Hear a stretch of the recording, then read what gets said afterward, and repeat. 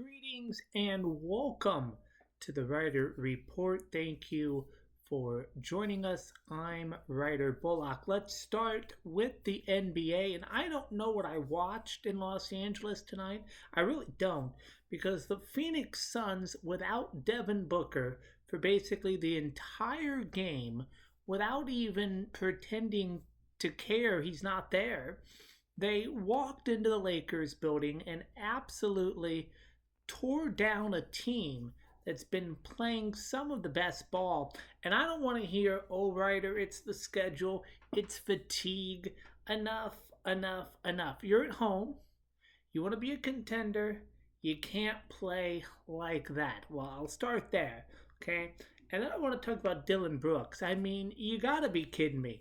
Dillon Brooks looked like he was trying to win MVP of the universe. 33 points. And I'm telling you right now, when Dillon Brooks is scoring 23 in the first half and doing whatever he wants, it means you're not playing defense, point blank, and the period. And then you got Colin Gillespie. And I mean, if you think about this, career high 28 threes, and he took over the game, right? Colin Gillespie, I had to check the box score twice to make sure I wasn't reading the Villanova alumni game. But the Lakers were so sloppy, so careless. 22 turnovers. I don't care if Luka Doncic gave you 38. You can't win in this league with 22 turnovers unless the other team forgets to show up to the arena. And then LeBron James, and listen, the streak's unbelievable. 1,297 straight games with a double with double figures. And I mean, it's one of the most insane statistical runs in sports history. But he barely gets to 10. Had to hit a 3 just to keep it alive. And by the way, that streak started before Cooper Flagg was born. So think about that for a moment. We're talking generational talent here. But here's the problem. The Lakers were flat. Completely flat. And if they think they're building something real, you cannot let a team missing its star walk in and punk you by 20 plus. You just can't do it. Up next, Suns go to Houston, Lakers go to Toronto, and they better pack some pride in their luggage. Let's go to Orlando, and you want to talk about a game turning on its head. The Magic were dead in the water, down 15, couldn't buy a bucket for the first 5 minutes of the third quarter. And then Desmond Bane, who I keep telling people is one of the most underrated closers in the league, decides in the fourth quarter that he's going to let his talent show. And he did. 37 points, 18 in the fourth, hits the go-ahead 3, stirs an 8-0 run, ends it with a free throw. He took the Bulls, who already had 1 foot in the loss column, and showed them all the way in. In Chicago, I mean, 4 losses in a row. You're watching it slip away. Giddey gives you 22, 9, and 6. Vuvek hits 20 and 11. But none of it mattered, because Bane turned into Stephen Curry with a linebackers build. And the Magic, this is important, and I think they're one of the hottest teams in the league right now. 6 wins in 7 games. They're defending. They're getting scoring from everywhere, really. Anthony Black off the bench with 22 and 9 rebounds. That's the difference between being cute and being good. They'll get the Spurs next. Bulls get Brooklyn. If Chicago loses that one, folks, I'm telling you, put them on collapse watch right there. And let's go to Indianapolis. Donovan Mitchell put on a show. And you want to know what a takeover looks like? That's it. 43 points, 16 of 27 from the field. You couldn't guard him with a fire hose. The Cavs went into Indiana, and I get it. Indiana can score. They can run, but they couldn't get a stop. They couldn't get a rebound. They couldn't control the ball. Cleveland punished them on the glass, 48 and 36, and Mitchell just lived in the paint, lived in the elbows, and lived really wherever he wanted.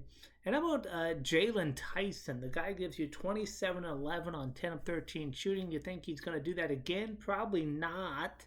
But he did it today. And that's what separates a good team from a dangerous team. Somebody else steps up. And the Cavaliers are on this ascending thing. We've seen it last year.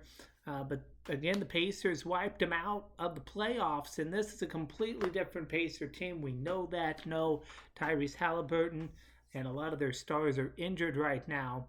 So, Pacer fans, listen, it's rough. We knew that, but when your only lead is 2-0, you're not winning the game.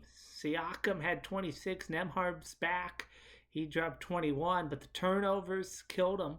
And when Cleveland went up 53-32, you could have turned off the TV, made a sandwich, gone to bed, watched a Christmas special, because that was painful if you're a Pacer fan. Cavs get Portland next. Pacers get Denver, and Denver's not showing up to play around. And then lastly, what did the Heat do to the Clippers? Because that was borderline criminal. A 30-2 run. Let me say that again. A 30-2 run in the NBA in 2025 against the Big Three Clippers. And listen, I get it. The Clippers are a mess. They're 5-16. Harden is unplayable right now. They were minus 39 with him on the floor. That's not a number.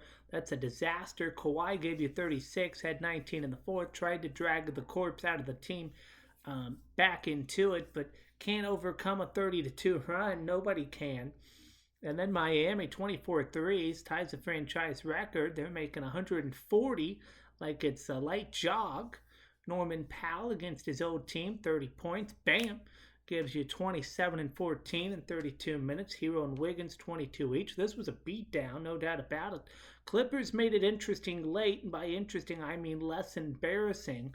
But Miami closed it out with a hero and won.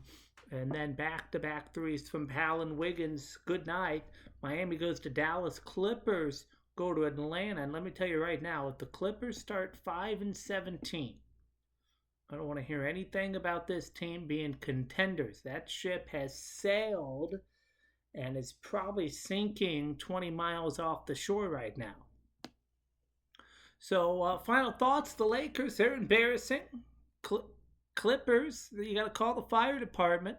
The Magic are legit. And the Cavaliers, they're dangerous. That is the NBA. It's wild. It's unpredictable. Completely nonsensical. You can't make sense of any of it. But I love every minute of it.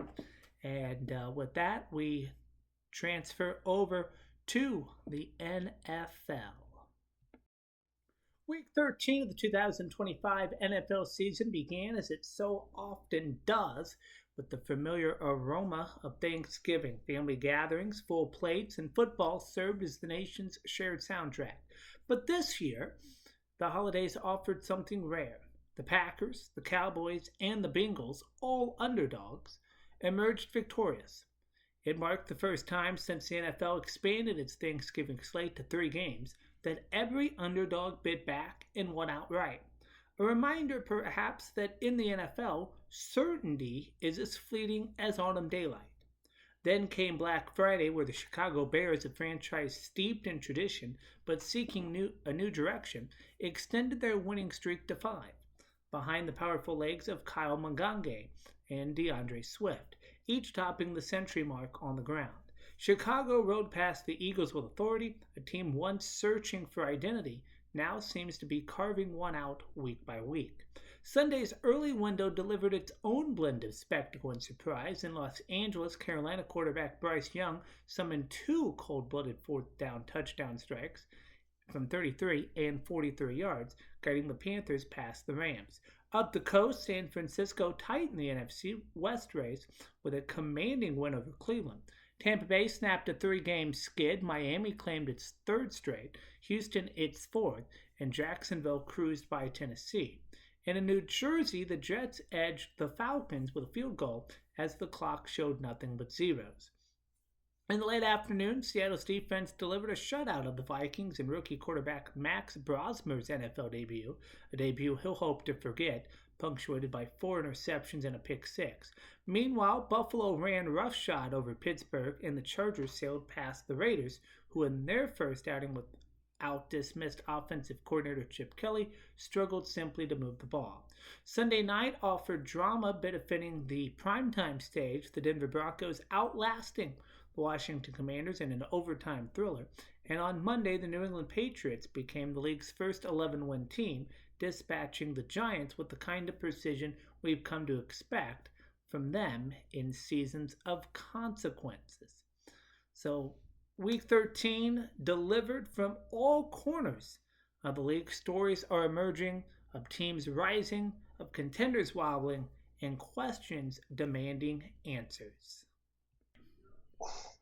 And with that, joining me now is America's foremost expert in clicking add to cart faster than a hummingbird's heartbeat. He is our NFL expert, analysis, and just a great guy who loves to talk football. Please welcome Albert Lanier.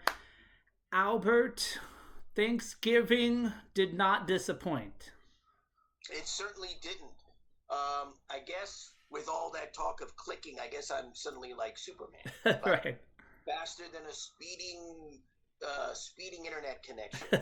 More powerful than a download. Yes. Able to leap trolls in a single bound. it's Albert. Yes. So, yeah, it did not disappoint. I ate fast food for Thanksgiving, which was interesting. I'm one of those, just a side note to people. Yeah. I always try to do something a little different with Thanksgiving. I don't eat turkey on Thanksgiving or stuffing or anything. I always eat fast food. So I had tacos and chicken sandwiches and a couple bags of fries. Very nice. But that was because I watched the games. Right. Eating those tacos and eating the chicken sandwiches. And the games did not disappoint on Thanksgiving. They certainly didn't disappoint. It was an unusual Thanksgiving that I can remember in that you had games that really mattered and that were really important within certain divisions. Maybe you might have a game that might be important normally with Thanksgiving, but you had games that were really important and really good matchups. Everyone talked about Kansas City and Dallas. Yep. Great matchup. And I don't think that disappointed. It was a nice, close contest down to the wire till the end. Yeah, it was a good, solid game. I don't think it was as dramatic as I thought it might be because the Chiefs are really in a tight spot. I mean, they still might not make the playoffs, but I would say that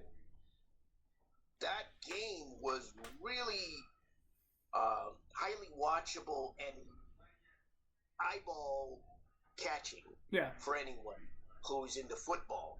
And in the end, that Kansas City defense really couldn't slow Dallas down. They couldn't really stop them. Once Dallas got a lead in the end of the first half, it was about 3 points or so, and they just kept kind of adding on to that and adding on to it, and I think there may have been a lead change at one point, but they kept adding on to it and kept moving. And this Dallas team is very different. It's very different. I don't think they're going to make the playoffs this year, but I think they're going to have probably a decent season and scare some teams. You got the Lions, for example, coming up on Thursday that Dallas is playing. So, and you also had the Lions playing Green Bay. And that was a good game. It was a nice, solid, offensive contest. But Green Bay's offense, and I said this before, Green Bay has to lead with their offense because I felt that their defense was suspect after they played Dallas. They had two good games. They were slowing down the Lions in Washington, but they really were suspect defensively. Now, you've had Micah Parsons. He's made a difference on this team at times. I think he basically helped win them the game against the Giants with his sack of Jameis Winston. But the Packers have to be able to rely on their offense, and they were in this game. When you look at this game, Jordan Love was able to throw effectively and down the field effectively. And they also used the run game fairly well with Josh Jacobs early on. When you look at this game, I think it's one of their better offensive contests. That, and I would say the second half of the game against the Pittsburgh Steelers. And the Lions really couldn't slow them down. I think they had some defensive injuries. They've had a good year, Detroit, but it's another tough year because of injuries, some injuries that they have to their defensive line. They're winning games, but they're also losing a couple here and there, and those can add up. So it's going to be tough. And the reason it's tough is because Chicago's leading that division. And no one, I don't think, expected the Bears to be a 9-win team. Yeah. And then, of course, you had the Bengals and Ravens game, which to me was the most interesting game of the Thanksgiving troika. And the reason it was the most interesting is this Bengals team looked vastly different with Joe Burrow back in. Now, most people would say, sure, he's the QB1, he's taken him Super Bowl. He's kind of the center of that team. He's not only the center, but he's almost the reason that they can win. Because if you look at that team, that defense, which was one of the most inept in the league, came alive against the Ravens. They got 5 turnovers. I mean, when's the last time you saw the Bengals get any turnovers and work the way they did? Yeah. I mean, this defense looked like a whole other defense. I mean, this whole team played complementary football. And so that was the most interesting game to me, the Bengals and the Ravens. The Ravens, I've said this before. Yeah, they won a few games, and they're, up there with Pittsburgh. But this is a weak Ravens team. Yeah. And they've been just basically buoyed up by all the hype and nonsense of the professional sports media. But that was the most interesting game to me. Less so the other 2 games, because you kind of understand what's at stake for these teams. But with this game, there's not a lot at stake with the Bengals. They're not going to the playoffs. No. Some people might say they make a run. No, they're not going to the playoffs. But they're playing well. And I'll make a couple other notes before moving on. You had Chicago play the Eagles. Yep. I talked about Chicago on this team on this show several times. And I've tried to tell people, you ignore Chicago at your peril. Yeah. This is a team that's putting it together. And now you can't say they're winning games by flukes. No. You could say that before. You could say that with the Raiders game. You could say that with the Commanders game. You could say with the Bengals game. You could even say with the Giants game. You can't anymore. Yeah. Look at what they did with the Steelers and stopping the Steelers in that win previous week. And look at what they did against the Eagles. Eagles have a pretty good defense. Ben Johnson used the run game like a scalpel to slice through Philadelphia's defense. And Chicago was doing what I've waited for Chicago to do and get that running game as a major component and factor of that offense. And they did it against Chicago. I've been waiting for that because I know how good that offense is. Yeah. I knew this was a good offense last year, but it was a terrible team last year. Now, they're a better offense this year, and they're a better team this year. But the use of the run, I think it was Monangai and Swift at over 100 yards each. This Bears team cannot be ignored. Now, I don't know. It looks like they're going to win this division. Yeah. Even if they don't, they're going to the playoffs. You don't want to play this team in the playoffs. No. I'm telling anyone, and I said this before, don't give Chicago the ball in the fourth quarter. I don't care how much time is on the clock. Don't give it to them. This team is winning. Now they're beginning to win solid textbook football. So you can't say, oh, no, it's a fluke.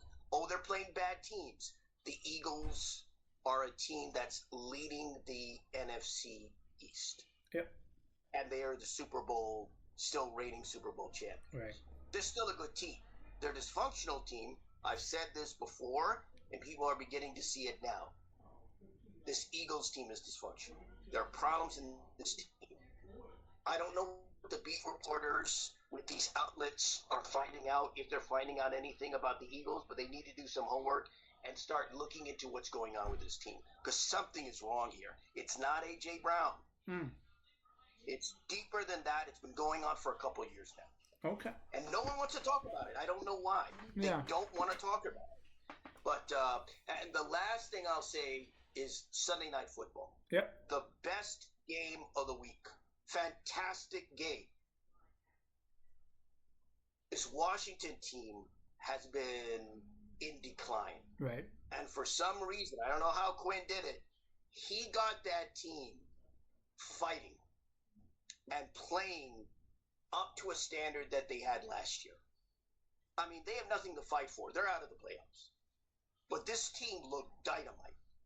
Marcus Mariota had his best game, I believe, in his career. He was fantastic. Wow. He was great. And to see them lose this game, I'm not a Washington fan. It's fair. It was sad. And I hate to get into feelings and all that sort of thing. But it was sad. It was heartbreaking, really. Because they fought so hard to get into overtime. And the way they lost, it's just terrible. But that was an outstanding game. And this Denver Broncos team, they're winning these games. They're finding a way to do it, even by hook or by crook. But that was an outstanding game. Like I said, there's at least a great game every week in the NFL in 2025. If people don't believe me, take a look at some of these games. Yeah. Take a look at that game, Washington and Denver. You want to tell me that isn't a great game? If you don't think that's a great game, you're not an NFL fan or a football fan. You're a phony and a fake. That's what I would say to people. Okay. Let me get into my questions here. We'll start with Thanksgiving and work our way up. I'll start with the Chiefs. Their path ahead's unforgiving. It's tough. It's challenging. And they probably need to go 5 for 5 if we're being honest here. Do they do that? Quite honestly, I don't see them going 5 for 5. Okay. Can they do it? Yes. Will they? No. I think this is a team that, if they're fortunate, they might win 3 games, maybe 4. Okay. And is that enough? But that's not enough. No. Okay. The Chargers win yesterday. Again, you have to understand that you have to understand that you have Denver at the top of that division. Yep. And then you also have the Chargers. So with the resurgence, both those teams were pretty much in the playoffs last year. Yeah. But you got Denver on the top and you've got the Chargers behind. And the problem is, you look at the Chiefs' record, they've lost too many games. Their team is simply, and I've said this before, they're a middling team that has gotten a good record. They just don't have it in them to be able to do this. Last year, they won games they shouldn't have. And now they're losing the games they should. And I think that they can play a close game. You saw them against Dallas. They were able to score, and they're able to get into seeing red, as I call it. They're able to get into the red zone effectively. But they're losing close games. And they're losing the games they probably would have won last year or the years before. And I think the tank is out. I think offensively it's out. Defensively, they couldn't stop the Dallas Cowboys. They just couldn't. The Dallas Cowboys were able largely to get down that field. And so I look at the Chiefs and I go, it's not enough anymore. I don't think your offensive line is going to hold. I think it was really from the Super Bowl. I looked at what happened with the Super Bowl with Philadelphia, and everything just collapsed in that game. And I think what they've been able to do is kind of patchwork everything with super glue and tape, and it's working on in some games and not working in others. I don't think it's going to win. Could they do it? Yes. I'd like to see an AFC free and cleansed of the Kansas City Chiefs in the playoffs. An open AFC. Okay. Will I get it? I don't know. Okay. Chiefs are coming off the loss to the Dallas Cowboys, who are suddenly surging, suddenly being the very team that we thought they could be. And so I'm going to ask with caution and with curiosity, is it finally time to take the Cowboys seriously? Yeah.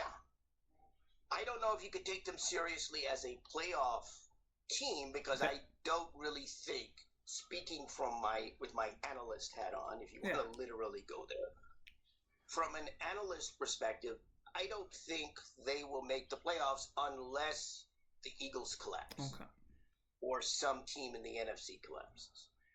If they're able to keep winning games and one of these teams collapses, then Dallas might possibly get in. But for the most part, I don't think they're going to make the playoffs. I think what they are going to be possibly is a spoiler team. Kind of what Carolina was at times last year. So I think you have to look at this as, if all the right pieces had come together with Dallas, I think that they'd be a team that's up there with the Rams and the Seahawks this year.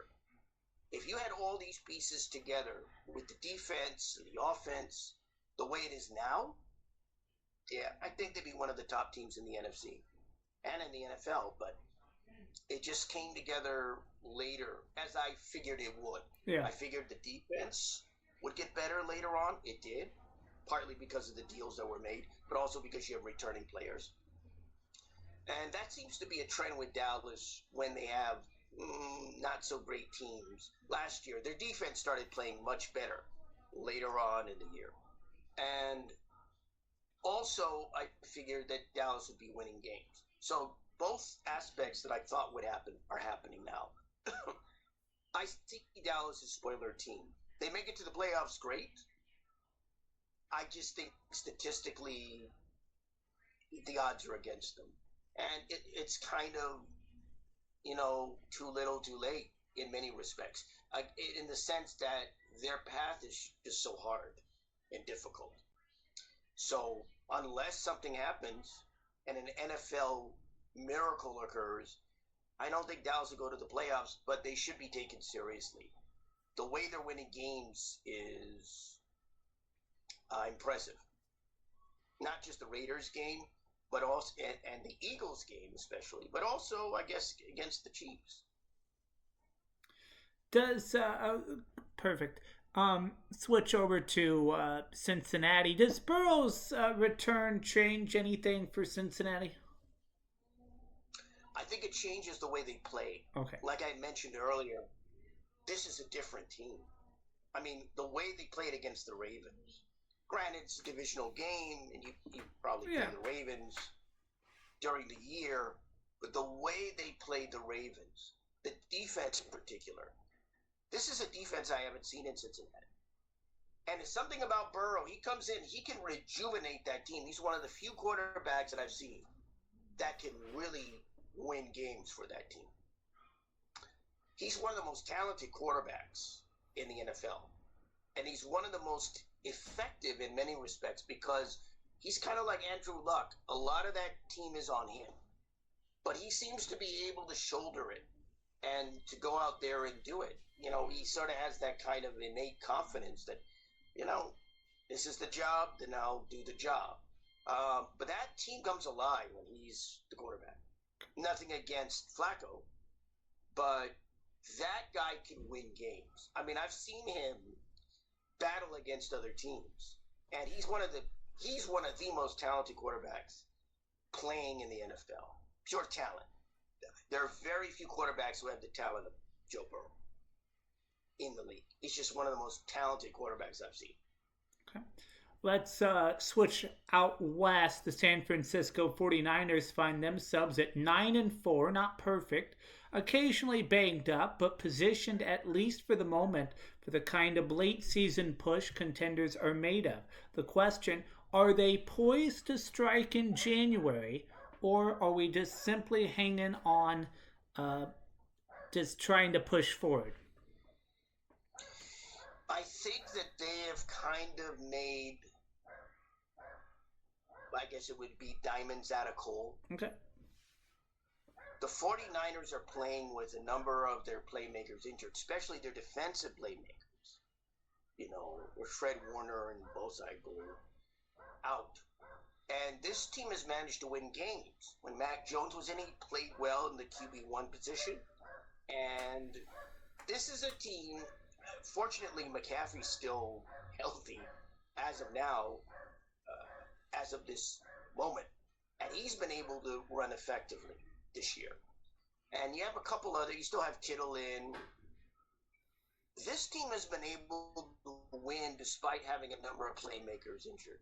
And this has been a huge problem for the 49ers.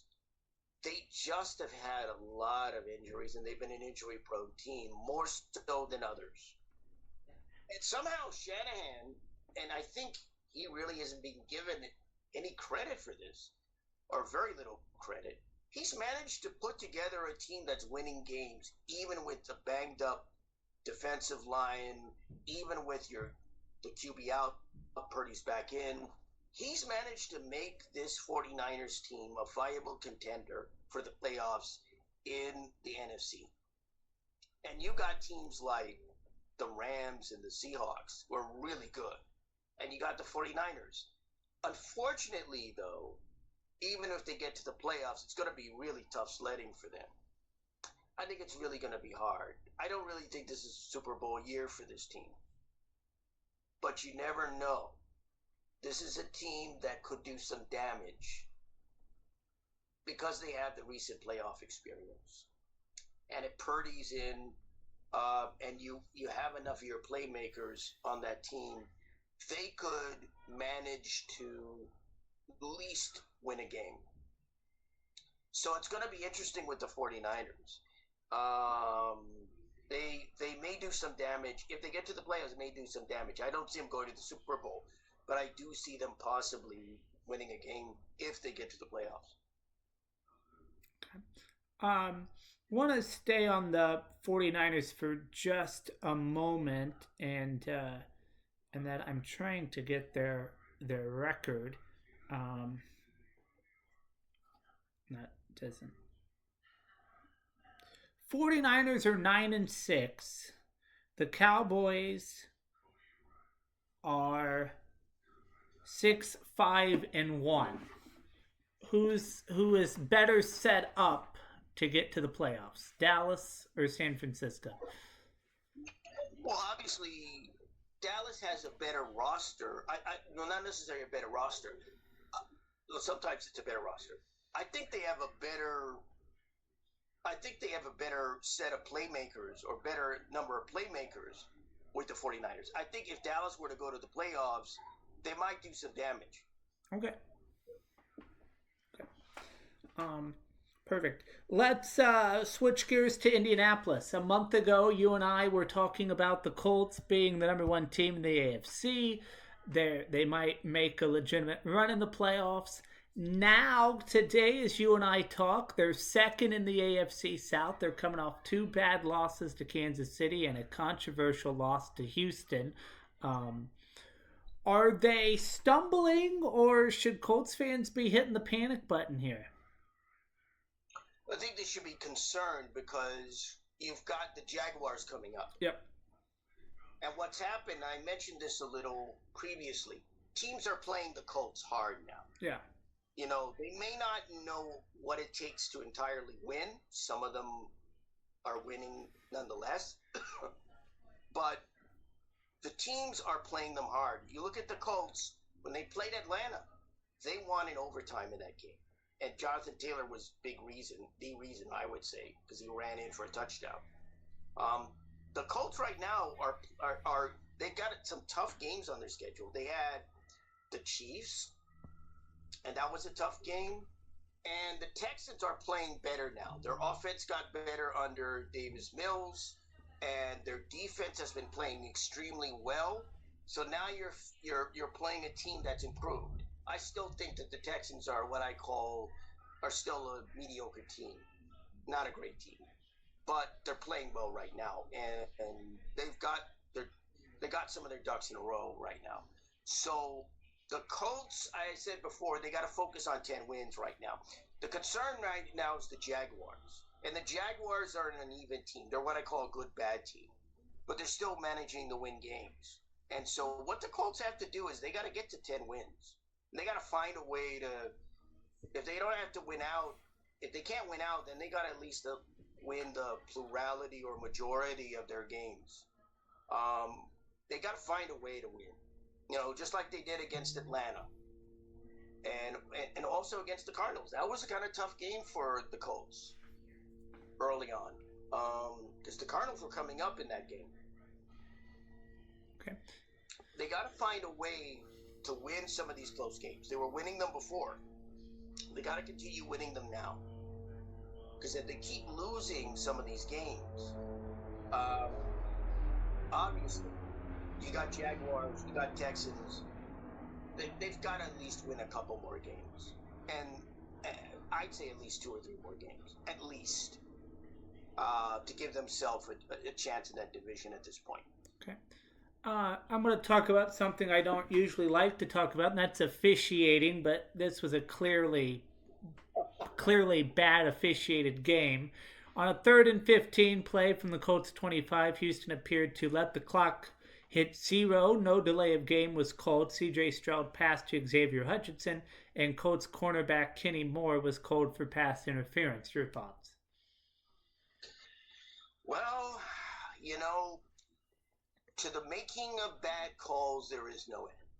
So when it comes to officiating, I'm never really surprised.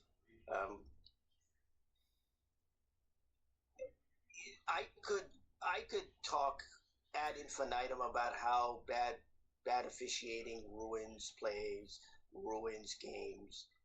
And I think it's just another indication that something's got to be done about the officials in the NFL. They got to be made full-time employees. They've got to kind of be trained. I mean, you've got to have people that have a kind of stake in the system, I think. And, you know, people that, you know, with the kind of things that you have now, instant replay and you know, the kind of technology you have, there's really no excuse for bad play calling. There's really no excuse. Tony Dungy, NBC football analyst, former Colts coach, also Tampa Bay coach, called it a blatant and disregarded rule. Excuse me, I'm messing this up. Blatant disregard of the rule when legs get tangled. And on top of that, they missed a delay of game before the ball was snapped. NFL has to do something. So you agree with that? Again, you look at the amount of calls that referees miss. Yeah. That's always a concern in the NFL. So when they miss a delay of game, that's a basic penalty, right? Yeah. Delay of game is a basic one, right? So there's really no excuse for missing a delay of game penalty if you're an official. But Tony Dungy's also a former player and a coach. So when you're on the other side of that, you're going to have an opinion that is going to be it's not going to be surprised that people are critical. Yeah. Because you're impacted by it. Right? And it's a hard pill to swallow. When you have a missed penalty or a missed chance at a flag wasn't thrown, and your team ends up losing. So, doesn't surprise me. Okay. Doesn't surprise me. Well, it ended on a happy note. The Denver Broncos are 10-2. living on razor's edge week after week. December's here. They're 10-2. New England's 10-2. Who's the better 10-2?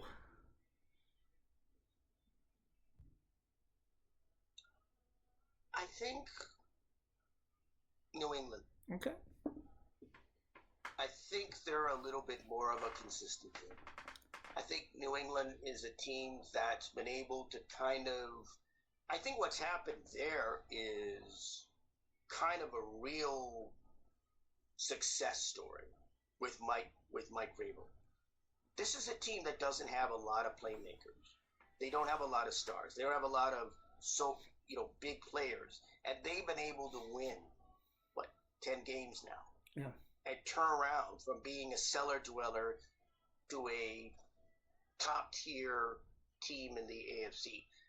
And you look at that, and they've been able to motivate the players. Vrabel and his coaches have been able to motivate his players. It helps that they had Josh McDaniel come back as OC, as defensive coordinator, and do play calling on that team.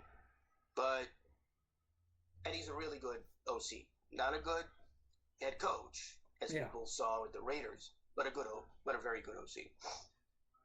And so you look at this team, and I think that they're a lot more consistent, and they're able to win these close games. 2, Denver has won close games. Their offense is kind of what I call seasonal. Yeah. Meaning, I would call it half and half too. What you mean? The first half not so great. Second half much better. I call seasonal because it's like if you think of the 4 quarters of an NFL game, like spring, summer, winter, of a fall and winter, seasonal. It's like they're seasonal right now. They're a half and half. Okay. They do well later on in the second half. Bo Nix does with that offense. This is a team. Denver's winning the close games. Denver is actually kind of like Kansas City Chiefs last year. Except the difference is that Denver is a team that's just getting successful right now. They had a successful year last year, and they have another successful year. But they're kind of like Kansas City. They're winning all these close games. They're winning these games that maybe they shouldn't win when you think about it. Like the Giants game. Yeah. Excellent example. I mean, when you could score 33 points in one quarter. Right. And win a game. That tells you that's why they're seasonal. Yeah.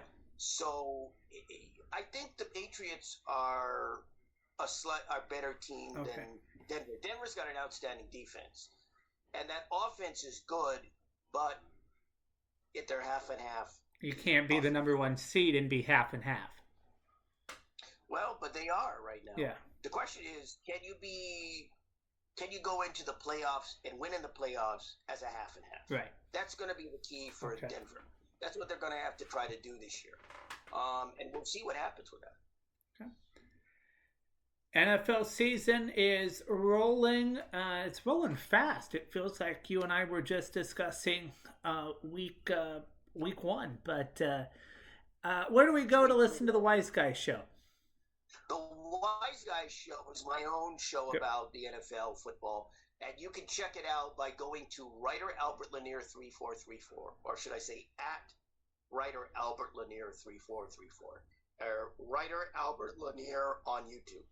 Okay. The Week 13 show or episode is already out, so you can check that out.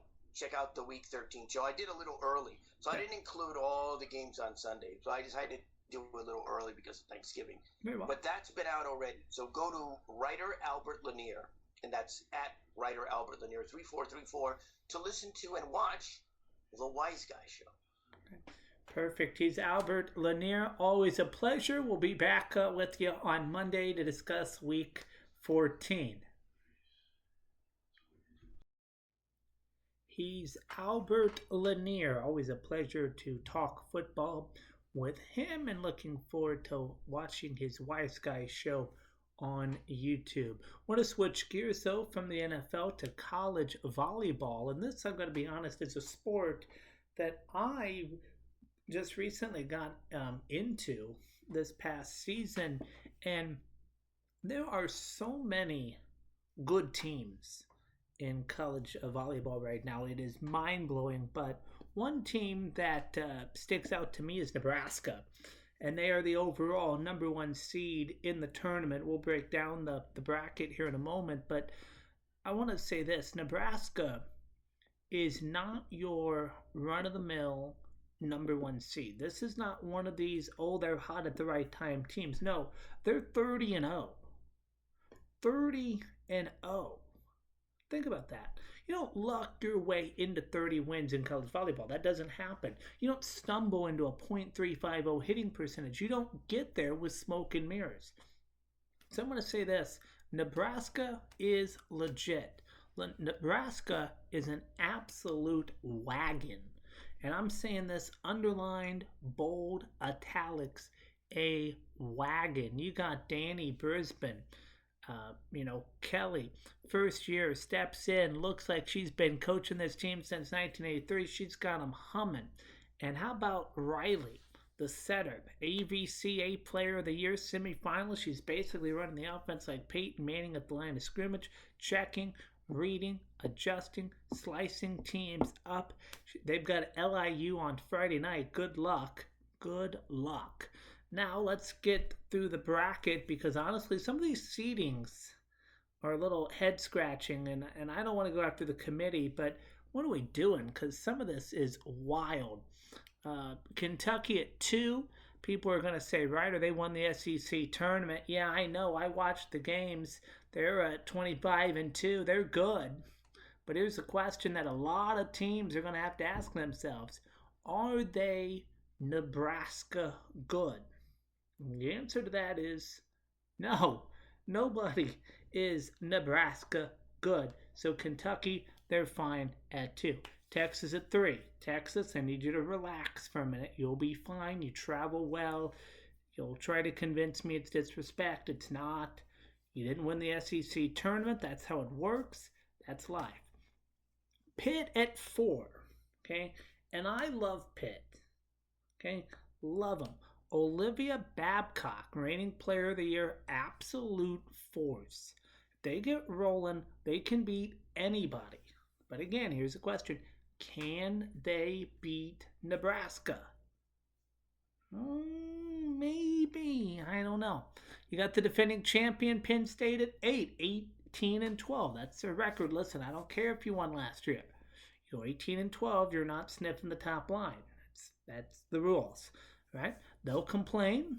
Penn State always complains. They'll say they're being disrespected. Enough. You got to win more, right? So that's that. First round on Thursday, a lot of good games, a lot of noise. But let me go rapid fire here. Colorado versus American. Colorado should win that. If they don't, shut the program down. Indiana versus Toledo. I like Indiana to go very far in this tournament. Indiana should take care of business. They're tough. They're disciplined. And it's going to be a good matchup for them. Kentucky taking on Wofford. Kentucky's basically getting a warm-up. I don't make the rules. Wisconsin taking on Eastern Illinois. Wisconsin at 3 is always dangerous. I don't care what their record is. You do not want to play Wisconsin in December. Then you got Arizona State at 2. And they're good. Okay? But I know what's going to happen. I know exactly what's going to happen. The West Coast people are going to call tomorrow and tell me ASU should have been number 1, and I agree. I agree with you. Okay? I watched them play quite a few times this season, and they play magnificent, and I expect Arizona State to go very far in this tournament. Okay, Friday, Western Kentucky taking on Marquette. That's a sneaky good game. Marquette has been up and down like an elevator with a busted break, but Western Kentucky, they're steady as they come. So watch out. Rice taking on Florida. I like Florida. Florida's 15 and 11. I know that's scary, and but do you want to be the team that loses to a 15 and 11 Florida team? I know Rice doesn't, but I think Florida's going to win that game, and I expect Florida to be kind of a sneaky Cinderella. I know a lot of people don't agree with that. Nebraska taking on LIU. Nebraska will win. Nebraska will dominate. Nebraska might win so fast they're home by 8:45. I'm not sure about that. Texas taking on Florida. A&M, excuse me. Texas taking on Florida A&M. Texas is too big, too physical, too dialed in. And then Stanford plays late night.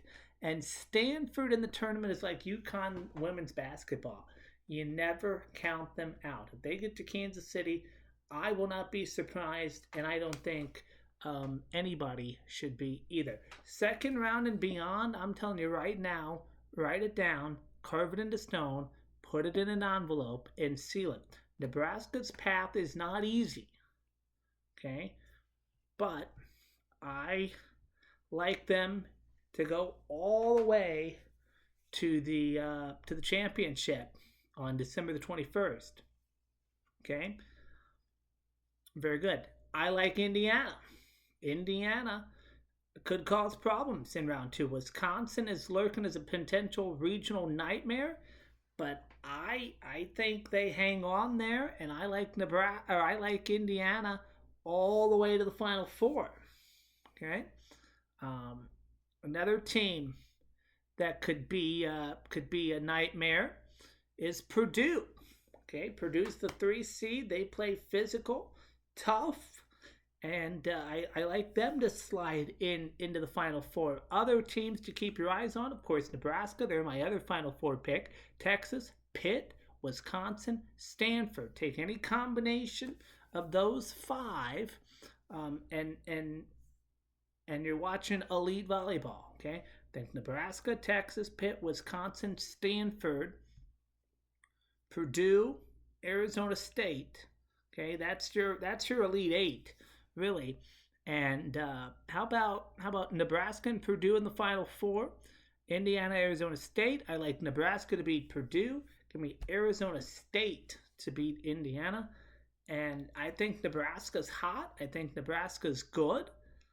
But I don't know. I think the Sun Devils just have a little spark in them, and they might pull off one of the biggest upsets in volleyball history. But watch out for Nebraska, because they could win this whole thing. If they don't,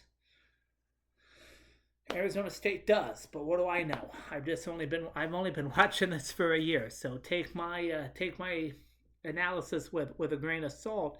But that's my pick, and that's my analysis on this tournament. And of course, we will have actual analysis as the tournament unfolds right here on this show.